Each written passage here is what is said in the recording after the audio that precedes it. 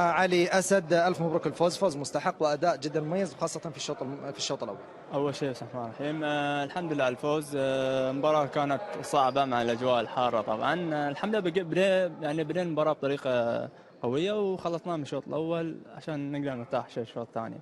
ريحتوا الشوط الثاني وكان هذا واضح أنكم خلاص بديتوا تفكرون في النصف النهائي. صحيح، مثل ما قلت لك يعني هالمباريات المفروض يعني مثل ما تعرف الإخراطات فريق صعب ومعقد ولازم تخلصها من البداية. إذا ما خلصتها لا راح المباراة تكون صعبة عليك، والحمد لله قدرنا نخلص من الشوط الأول الحمد لله. من القادم أو من تتمنى يكون القادم أمامكم؟ أي حد مو مشكلة يعني. احنا فزنا على الكل الموسم ما عدا الأخوية، إن شاء الله نلاقيهم في النهائي. يعطيك من الف عافية ونتمنى لكم التوفيق. حماد الشمري يعطيكم الف عافية، هارد لكم على الخسارة.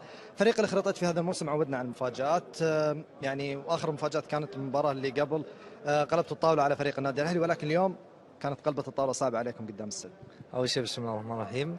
أنت قلتها صعبة شوي على نادي السد، نادي السد نادي كبير يمتلك عناصر كبيرة. احنا حاولنا نجاريهم ونحاول نسكر المساحات بينهم، ولكن استغلوا الفرص وخلصوا المباراة من بدايتها. طيب، ايش اللي صار بالنسبة لكم في شوط المباراة الأول، وخاصة أنتم تعادلتوا، لكن ايش اللي صار وش اللي فرق في هذه المباراة؟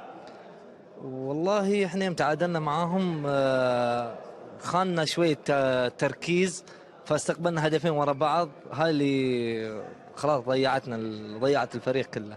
راضين على من قدمته في هذا الموسم؟ الحمد لله على كل حال، الحمد لله على كل حال.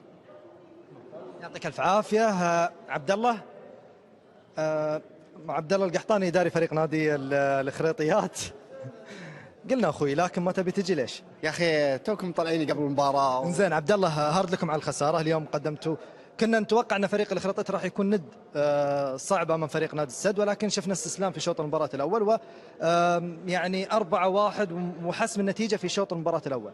احنا من البدايه قلنا كان يعني انت قاعد تلعب ضد نادي كبير، نادي ضد امكانيات اكبر منك بكثير.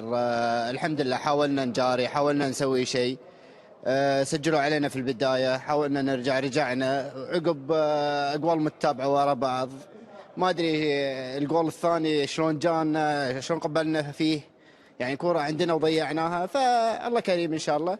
احنا حاولنا نوصل لابعد مدى في البطولة. صح ان احنا ما كنا ننافس على البطولة، بس حاولنا ان احنا نوصل او نطلع بوجه مشرف في البطولة. راضين على فريق الخريطيات وما قدمه في هذا الموسم؟ الحمد لله. موسم ترتيب السابع تقريبا. احنا مرة من قبل خذينا السادس، وهذه الثاني مرة ناخذ السابع. اشكر الكابتن احمد العجلاني على تغييره لوجهة الفريق، اشكر اللعيبه كلهم، اشكر بالاخص اللاعب تقريبا اللي ما اخذ حقها اعلاميا، اللاعب محمد سلام. يعني لاعب مقاتل داخل الملعب، لاعب يسوي كل شيء داخل الملعب. يعطيكم العافيه وهارد لكم، معوضين خير في موسم قادم باذن الله تعالى. خالد، هذا كل اللي عندي حاليا، اذا كان في شيء